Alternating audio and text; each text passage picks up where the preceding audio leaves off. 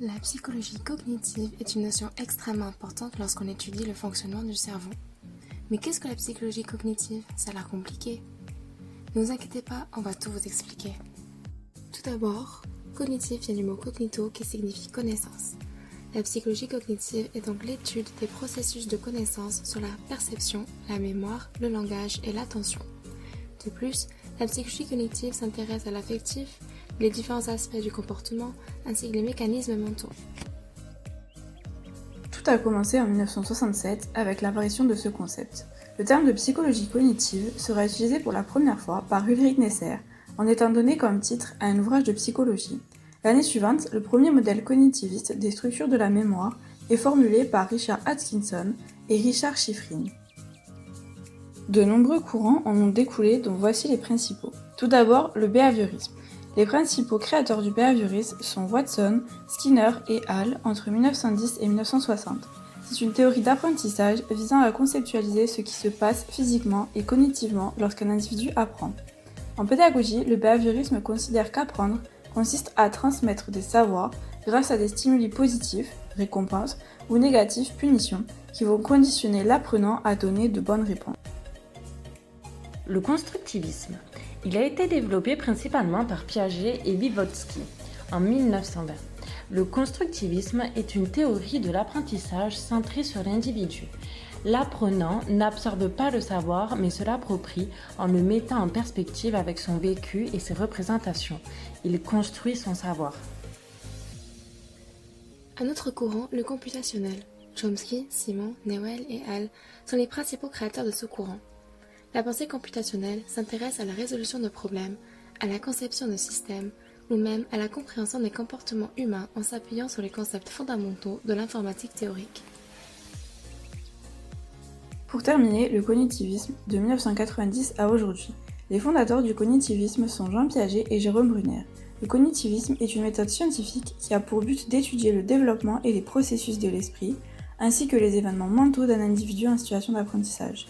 Le cerveau de l'apprenant y est considéré comme un super ordinateur qui reçoit des informations, les traite, les assimile et les classe. Nous avons vu que la psychologie cognitive prend en compte l'ensemble des mécanismes mentaux et processus de prise de conscience du monde et de son environnement par ses sens. Dans chaque domaine, il est important tout de même de prendre en considération les deux modalités sensorielles suivantes. La modalité extéroceptive, c'est-à-dire la vue, audition, olfaction, goût et toucher, ainsi que la modalité kinesthésique, proprioception, donc la perception de la position de différentes parties du corps, ainsi que le système vestibulaire, donc mesure d'une accélération, par exemple un ascenseur. La psychologie cognitive peut donc être utilisée dans plusieurs spécialités telles que les domaines professionnels, éducatifs et médicaux. Dans le milieu du travail, l'ergonomie peut être adaptée en ajustant la tâche demandée aux capacités cognitives de l'individu. Dans le milieu de l'éducation, la psychologie cognitive sert à prendre en compte les capacités d'apprentissage et du développement cognitif des élèves. Enfin, la psychologie cognitive s'applique dans le domaine médical lorsqu'est abordé le processus de pensée en lien avec les émotions, le comportement des individus et le soma. Ce dernier correspond à l'ensemble des cellules non sexuelles d'un être vivant. Il existe plusieurs domaines d'études importants de la psychologie cognitive, qui sont principalement la perception, la mémoire, la modélisation, l'attention, le raisonnement, la résolution de problèmes, ainsi que la compréhension du langage. La perception cognitive rassemble avec l'ouïe, la vue, l'odorat, le toucher et le goût, connus comme source d'informations essentielles, les façons et manières dont nous nous comportons, appréhendons et assimilons les connaissances. La mémoire. La mémoire est la faculté cognitive permettant de stocker, récupérer et conserver des informations et des expériences passées. Il existe plusieurs types de mémoire. La mémoire sensorielle, où les informations sont recueillies par perception et retenues pendant une très courte durée, environ 1 seconde. La mémoire à court terme, dans laquelle les informations sont sélectionnées et traitées, mais dans un temps limité, c'est-à-dire compris entre 1 et 30 secondes maximum. Pour finir, la mémoire à long terme, qui permet le transfert des informations traitées tout en les gardant en mémoire. La modélisation. La modélisation est la représentation d'un système par un autre, plus facile à appréhender. Les modèles peuvent être numériques ou analogiques. Pourquoi vouloir modéliser ? Réaliser une modélisation signifie avant tout chercher à comprendre ce qu'il se passe et ne pas se contenter d'une solution empirique. Modéliser un processus, c'est le décrire de manière scientifique quantitative, comme par exemple des équations. L'attention. L'attention suppose à la fois l'orientation et la concentration mentale vers une tâche ainsi que l'inhibition d'activités concurrentes. L'attention peut être sélective ou divisée. L'attention sélective, c'est la capacité à sélectionner un élément d'une stimulation perceptive afin d'en réaliser un traitement approfondi. L'attention divisée, quant à elle, c'est la capacité à traiter simultanément deux ou plusieurs catégories d'informations pertinentes. Le raisonnement. Le raisonnement est un processus cognitif de niveau supérieur. Il permet, à partir de données, de déterminer une nouvelle cognition ou de vérifier la validité d'un fait en appliquant aux données des lois de transformation. C'est aussi l'ensemble des opérations mentales qui nous permettent de distinguer le vrai du faux. On raisonne quand on s'efforce de juger si un énoncé est vrai ou quand on cherche à formuler une nouvelle conclusion. En psychologie cognitive, le terme de résolution de problèmes se réfère au processus mental que les personnes réalisent lorsqu'elles doivent découvrir, analyser et résoudre leurs problèmes.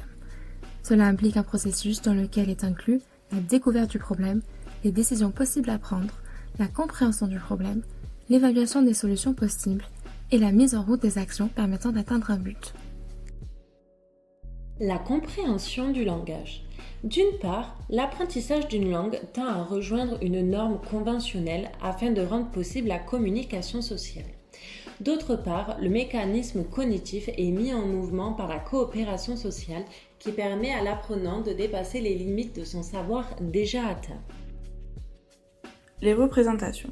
Deux grandes représentations peuvent être évoquées, les représentations conceptuelles et les représentations pragmatiques. Tout d'abord, nous allons vous expliquer ce que sont les représentations conceptuelles. Ces représentations permettent la reconnaissance des objets. Nous pouvons donc distinguer les représentations structurales, ce sont des représentations imagées, les représentations lexicales et ou phonologiques, des noms des objets, chien par exemple, et les représentations sémantiques, c'est-à-dire la signification, la catégorisation, animal. Ensuite, les représentations pragmatiques concernent les actions et les savoir-faire, mais aussi la reconstruction de l'espace. On peut le voir par exemple à travers les activités de construction ou encore celles d'assimilation ou d'accommodation. Selon Piaget, l'activité de la construction des savoirs passe par deux processus cognitifs, l'assimilation et l'accommodation. L'assimilation arrive quand l'individu intègre des éléments nouveaux dans ses représentations existantes. L'accommodation est quand l'individu s'adapte pour gérer des éléments nouveaux qu'il ne parvient pas à assimiler. Les apprenants vont donc construire du savoir à partir des déséquilibres engendrés par des éléments extérieurs de leur environnement et des stratégies qu'ils mobilisent pour appréhender ces éléments nouveaux. La psychologie cognitive étudie les nombreuses fonctions cognitives qui permettent à l'homme de penser, de comprendre et d'interagir avec son environnement. Elle permet une meilleure compréhension des difficultés cognitives en lien avec les pathologies neurologiques et permet également de mettre en place des stratégies mnémotechniques ou de compensation pour pallier certaines difficultés, que ce soit au niveau scolaire comme au quotidien. La psychologie cognitive a permis une ouverture à le développement des théories comportementales et cognitives, ainsi que des prises en charge rééducatives. Grâce à tout cela, la psychologie cognitive montre que l'homme a une analyse des données externes et permet une prise de décision et d'action dans son environnement.